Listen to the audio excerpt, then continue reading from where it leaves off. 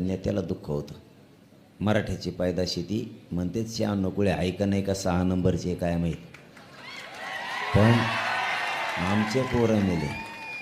देवेंद्र फडणवीसच्या आईला त्या मायमाऊलीला आमचं सांगणं आहे, आई जसं तुमचं देवेंद्र फडणवीस लेकरू आहे तसं आमच्या आईचं काल लेकरू देवेंद्र फडणवीस साहेबांनी हिरावून घेतलं.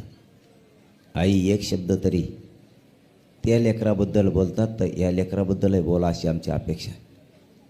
गरिबाचं लेकरू पायपीट करीत करीत आरक्षणाच्या न्यायासाठी मुंबईला तुमच्या पोराच्या दारात आलतं, पण तुमच्या पोरानं त्याचा खून केला, न्याय तर दिलाच नाही. त्याला अटॅक येऊन मेलं म्हणजे त्याला खूनच म्हणलं जातं. देवेंद्र फडणवीसच्या आई माऊलीला आमचं तेच विचार नाही.